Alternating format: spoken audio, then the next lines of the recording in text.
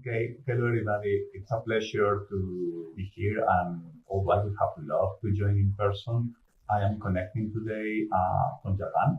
So I will start sharing my screen and go into today's talk. So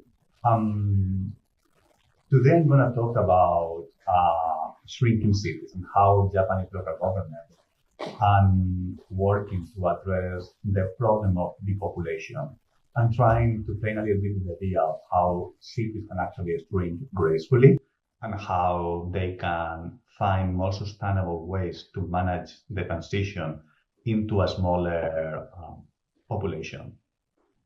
So, first of all, Japan is shrinking. I don't know if you've heard about this or you have seen some of the information, but Japan's population peaked in 2008 at 128 million people, and by 2025 it has already shrunk to 123 million people. So according to some United Nations projections, by 2050, the population of Japan will have decreased further to 105 million people, then to 87 million people by 2075, and finally, it is forecasted to reach 77 million by the year 2100. And this is a drastic decline that will see Japan's population decrease by 50 million in just the next 75 years. And it's also, it's also striking that this is actually the medium variant. And so far, Japan is performing worse than the projections. So I think we reach in 2025 the population projection that was supposed to come in 2030. So the situation is worse than actually some of the projections we tend to be more optimistic. So why this is happening? So first of all, we have a very aging population. Japan has one of the oldest population in the world. Then we have the key problem is declining birth rates. So Japanese society has decided to not have children, which is a problem very common all over the world and also in East Asia, in places such as South Korea, China, or Taiwan. This is also related to sociocultural shifts, a stagnant economy, and growing economic difficulty for people to actually have families. Then we have ineffective policy solutions in which the Japanese government has been trying to implement policies in the 1990s to no avail. And then we also have the final problem, like it's very restrictive international immigration policy. So Japan is a very homogeneous society, and although the number of immigrants is increasing, and now there's around 2 or 3 million people in the country from foreign born, is still a very small percentage if you compare with any other Western developed nations. But nevertheless, the situation is getting worse in certain places. We have a very uneven population of Japan. So between 2010 and 2020, when the population decreased by 3 or 4 million people roughly, 8 prefectures actually grew in population, with Tokyo gaining 1 million people in this time. Tokyo is in the cluster of 4 prefectures in the center of the map, which means that the country has lost 4 million people, but then within Japan, the population is still concentrating in some of the large metropolitan areas, especially Tokyo, Nagoya, when all the car manufacturers of Toyota is placed, in Shiga, which is the suburban expansion of Kyoto, Fukuoka, and also in Okinawa down south. So the Japanese government has been trying to implement measures that they are promoting to create a more people and more evenly distributed. How? So by first promoting regional revitalization schemes, trying to bring all these shrinking towns and cities to more economic vitality and have job opportunities so people move there. And also by the increase and multiply policy, by promoting birth rates, promoting a very pro-natalist approach, trying to bring more people into this world. So among the regional revitalization schemes, the key idea is to, as I mentioned before, bring economic regeneration of the peripheral areas and trying to strengthen the economy of these decaying towns, and then an attempt to promote a spatial deconcentration, what is called as the Tokyo problem, trying to bring people out of Tokyo. So even last year or 2 years ago, there was a campaign in which if you move away from Tokyo to another peripheral area and you live there for more than 5 years, the government will give you 1 million yen as a compensation, which is around $6,000-7,000 US dollars, which is not too much. And then there is a campaign that has really not taken any traction, but this is to show the level of engagement in which the national government is trying actually to address the Tokyo problem. And then regarding the increase and multiply policy, there is a very strong pro-natalist approach in which the national government is very actively trying to promote birth rates, which is very hard in Japan because there is usually no births happening out of wedlock, and the number of marriages is decreasing also year after year. Then they are trying to do so by creating a more facilitated child rearing, improving work-life balance, with this atrocious here in Japan. And it's interesting how they have created, as part of the regional regeneration policies, every local government, regardless of size, so from cities such as Tokyo to small villages with 60, 70 people, has to create a plan to increase their birth rates up to replacement levels by 2060. So imagine if you are a small city in the middle of nowhere and you need to create a plan to have within your city increased birth rates. And this is actually very unrealistic for many of these small places which are actually trying to survive.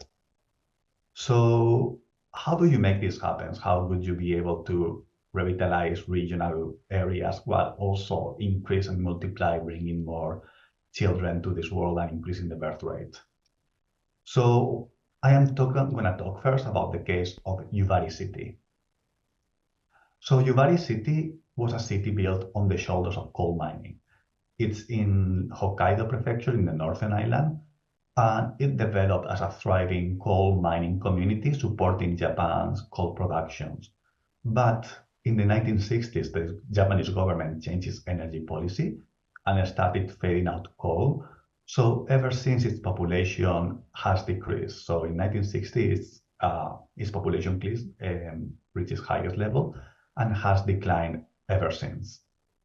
So we can see here the population evolution of Yubari from up to 1975, and we can see the very sharp decline in 1960. So it's reached a population of almost 120,000 people, and in 15 years it has declined to around 45,000. So what do you do in this situation? So this reminds me a lot of the movie The Substance. I hope the reference is not too old now, but it's like many Japanese cities has also asked this themselves, like, have you ever dreamed of a better version of yourself? Younger, more beautiful, more perfect. So these Japanese cities have been trying very aggressively to try to make themselves younger, to make themselves more beautiful, and to try to make themselves more perfect, therefore hoping to increase their economic activity and to address most of the problems. So Yubari City implemented a policy called From Mines to Tourism. So they wanted to transition from their mining economy to tourism. So they created at a very fast pace during the 1970s a number of touristic attractions, including Yubari Coal Mine Museum, which is still open, Yubari Fossil Pavilion to show some of the fossils that has been found while mining activities, a robot science museum, Adventure Family, which is the image you can see in the background, which is Hokkaido's largest amusement park at the time. They also created an international fantastic film festival, and a ski resort and a hotel. Everything happened very quickly, and everything was financed by borrowing money from the central government and by taking money out so creating a huge debt. And it got so popular that, for example, another movie reference, maybe you've watched Kill Bill Volume 1, in which there is a character called Gogo Yubari. That was because named after the Yubari International Fantastic Film Festival, because Quentin Tarantino was invited there in the 1990s and he liked the name. So this is to show that they were actually bringing the people and using money to bring stars like Quentin Tarantino to come to the film festival. So Yubari won actually the Minister of Local Authorities Prize for its revitalization efforts. So it was celebrated, its campaign, as a success of revitalization. But if you see its population evolution, we can see how it had very, very little effect.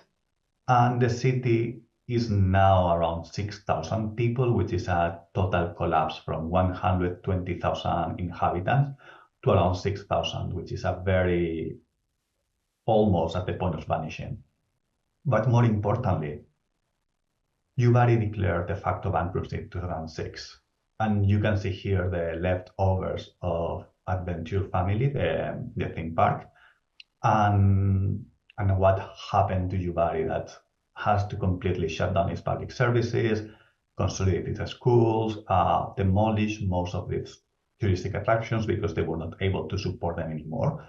And the city became very well known in Japan as the first city that was declared bankrupt in 2006. So the question I'm exploring now with my research is like, is there actually an alternative? So now I'm going to talk of another small town, Shimokawa, which has a very similar story to that of Yubari. So Shimokawa developed, also supported by similar economic sector as Yubari, especially agriculture, mining, and forestry. It was a smaller village and became a town in 1949. And similar to Yubari from 1960, economic decline and shrinkage has marked the city's development, the town's development. And although its population never went as high as Yubari, it just reached around 16,000 people, it has shrunk now to a position of around 2,800 inhabitants. So Shimokawa didn't want to fade away, and they created, similar to Yubari, a grand scheme to revitalize the city, and they call it the Grand Design for Forestry Symbiosis. So this scheme was formulated in 2001, and it brings together three basic concepts. So first, using our strengths to become even stronger. So using the local assets to try to revitalize and to rejuvenate the city. Then strengthening partnerships. The city realized that on their own, they have virtually no power to address all the challenges they have to face. And then tapping into their unique characteristics and potential. And this is important because this is differentiating somehow from Yubari, in which they went with a more generic approach of just trying to bring tourism activities. And for example, having a robot museum, it's not that novel. It's nothing that is really distinguishing you from the competition or from other similar cities. So Shimokawa was very aware that they need to actually find what makes them unique and try to tap into that for their regeneration. So this created three basic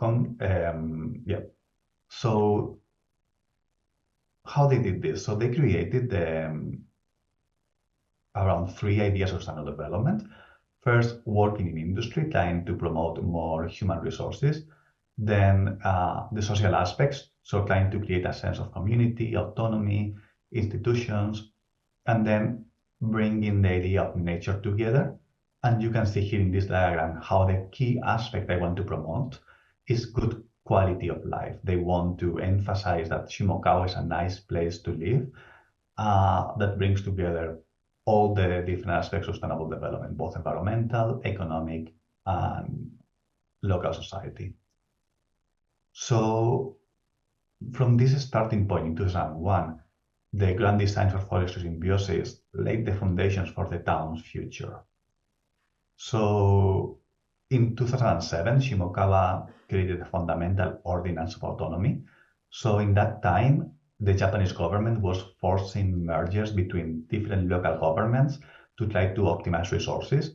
But Shimokawa, in a referendum, decided to remain as an independent town, not merging with anybody. And they decided to prioritize the creation of sustainable local community and emphasize on citizen-led municipal planning efforts. So how the local community is actually supporting the town and creating a very closely knit community. And then they also started joining national programs for promoting sustainable local development, including the Eco Model City, the Future City, and also was awarded the Model of Rural Revitalization Prize in 2014. So the town became very active in trying to tap into national resources and trying to be seen in Japan. And I have to say, it's one of the few examples in Japan of a very, very active town and trying to fight against all the odds for its own survival. So they have continued creating plans. So for example, in 2015, the comprehensive strategy for local revitalization, which still has, similar to Yubari, a very strong pro-growth orientation. So although Shimokawa has, they are aware that they will not be able to grow in population, at least they are trying to maintain its population size.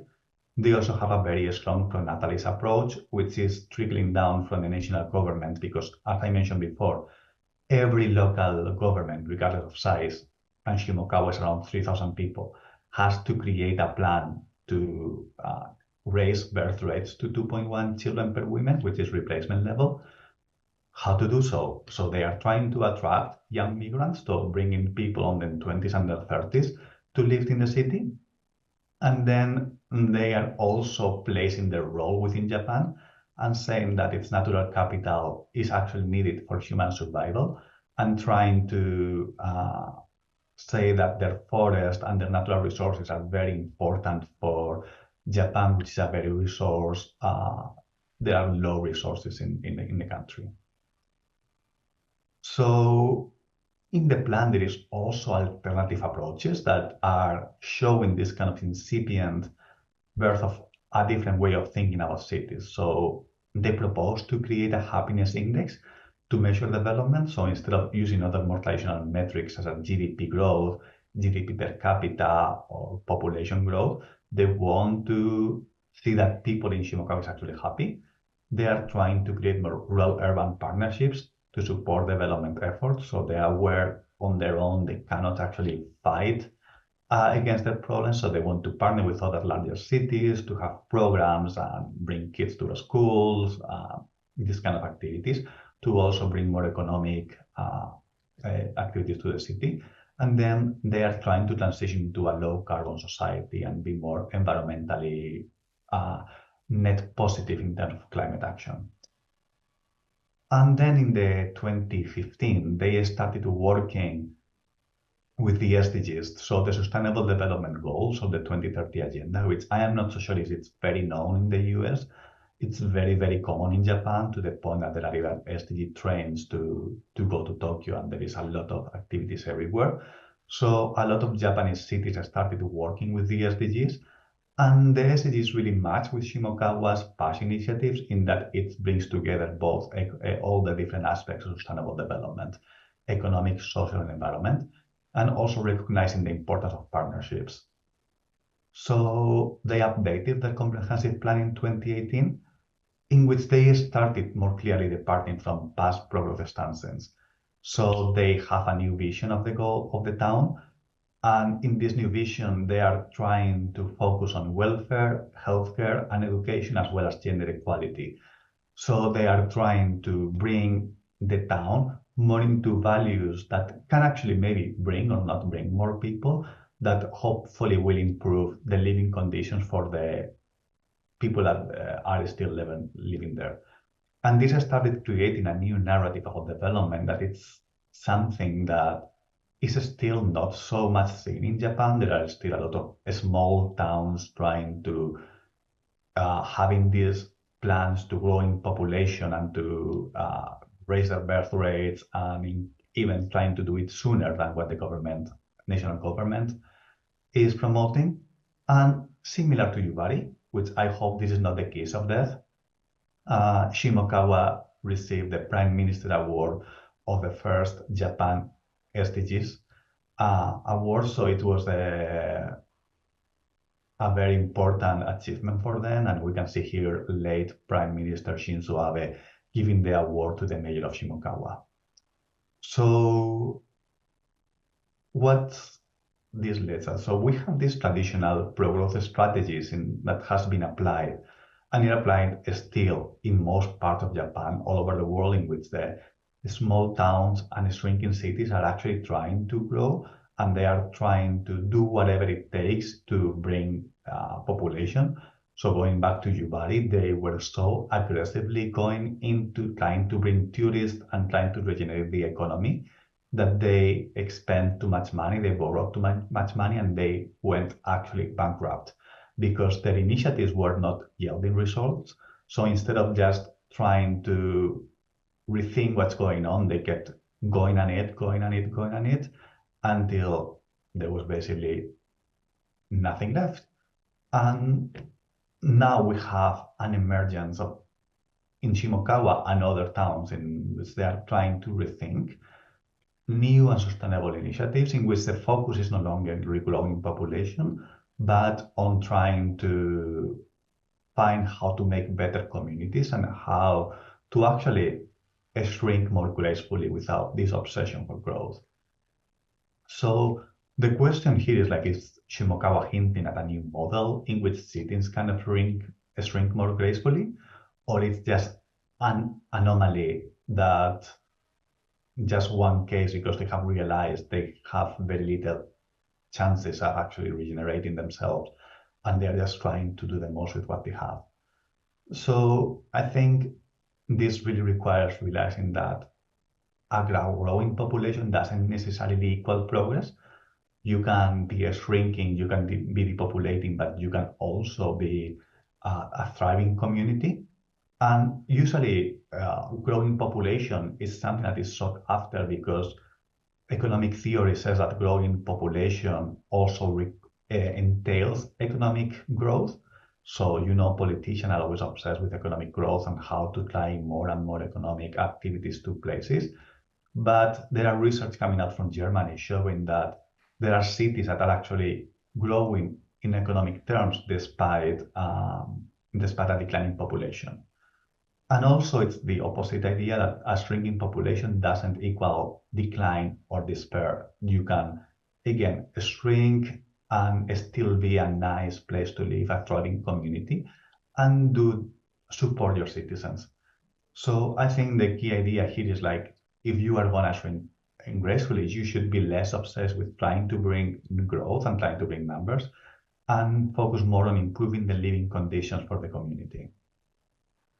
So the questions that I am now thinking, and what my research is now going, is like, can shrinking cities actually help rethink current approaches to planning, or can shrinking cities help to question growth as the end goal of urban planning, urban development?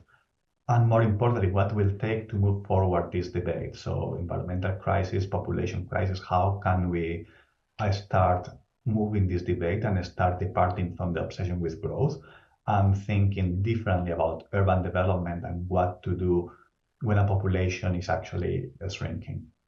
So this is all from my side. Thank you very much. And if you have any question, please, you can ask me now, and you can also email me.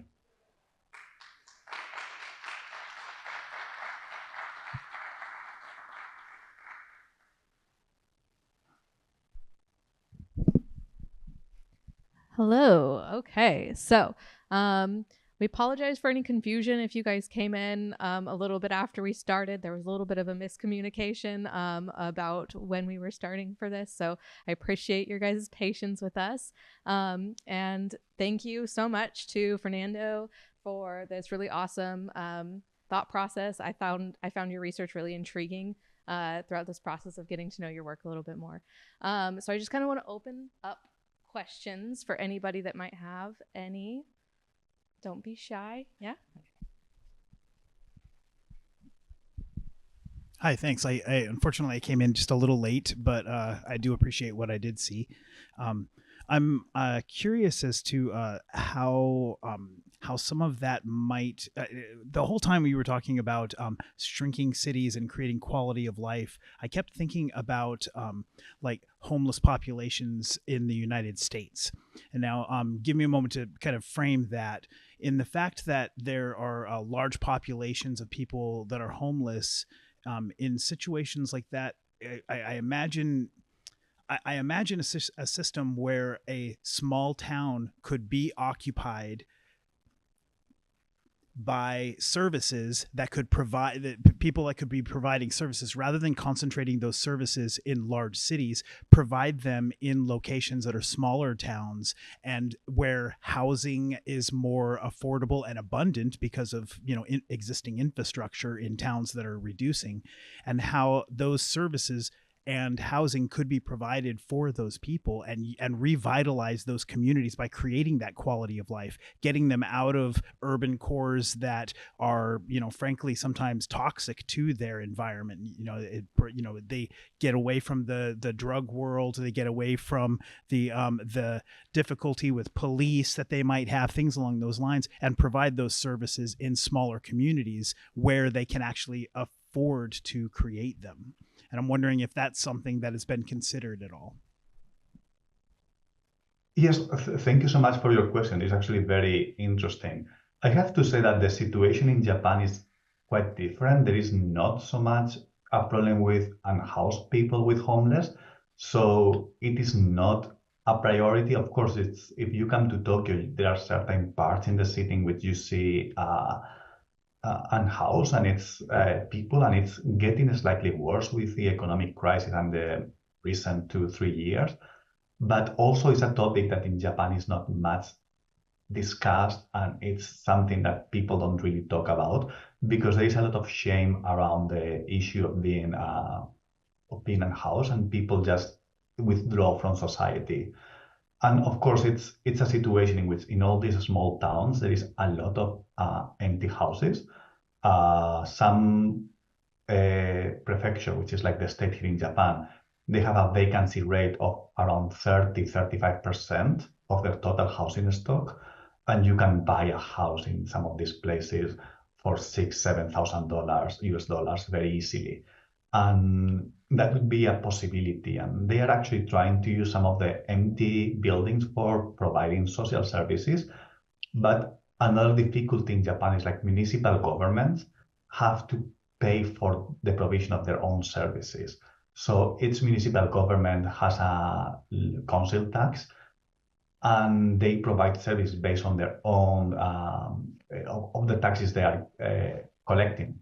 So if people see the population is decreasing, they have less tax revenue, so they can provide less services. So it gets this problem, this situation in which it's very hard for local governments to keep implementing more social programs. And it's again the situation in Yubari in which they went bankrupt and they could actually stop, they had to stop creating more initiatives, and they had to actually start cutting down on public services. So the schools, they reduce the number of schools, they reduce the doctor visits, so public transport. So you have this problem in which what the local government can actually do based on their taxes and what is actually the needs for the community. But I think that would be a very nice idea and would also help if if Japan would be kind of having also this conversation about unhoused people and trying to bring more social equity, which are still not happening so much here. I hope this answers your question, but happy to hear your thoughts. No, that was really great. I guess if I was going to continue that conversation, I would then extend it to retirement communities. And will those small communities, or can those small communities be locations for retirement? Yes, many of these towns are almost a quasi-retirement community because in Yubari, for example, people over 65, it's already 55% of the population. So Yubari is the aging of some of these small communities in Japan, the average age. It's very, very old. So again, you have the problem like these cities has very less public services. So for example, if you want to go to the doctor, you still need to have to one of the big cities. So there is a lot of incentive for elderly people to actually relocate to larger cities because they lack the public resources for public transport, for medical services, for aging care that could be needed. And repurposing some of these empty houses into retirement homes or retirement communities would be fantastic because retirement homes in Japan, they are not enough and they are extremely expensive. So there are no public retirement homes. And you see all these very elderly people in the supermarket that can barely move, and it's actually it's kind of makes you feel sad for them. But that would be something that still could happen. I think the towns are just trying to provide for their elderly population and trying to keep them afloat. Thank you so much for the question. Yes, thank you. Anyone else have questions? I'll go over here first and then you raise your hand over here? Oh, okay.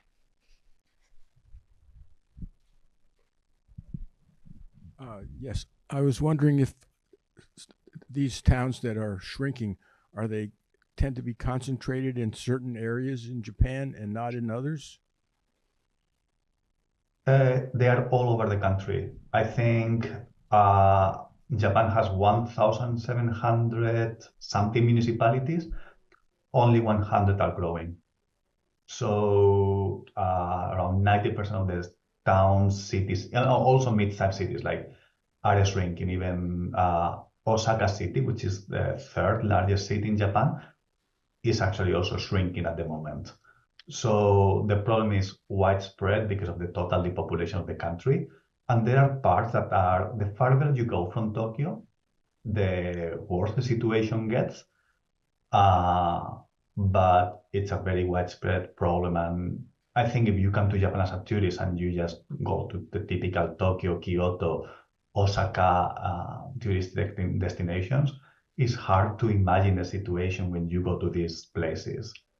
And also because they are demolishing very aggressively, it doesn't look so eerie at some places with abandoned steel mills or with old abandoned houses. Because in Yubari, they have actually demolished most of their surplus housing stock.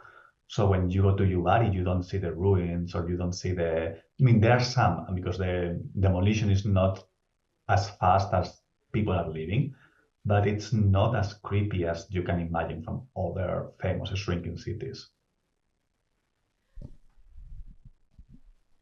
Thank you for the questions. Anybody else have any questions?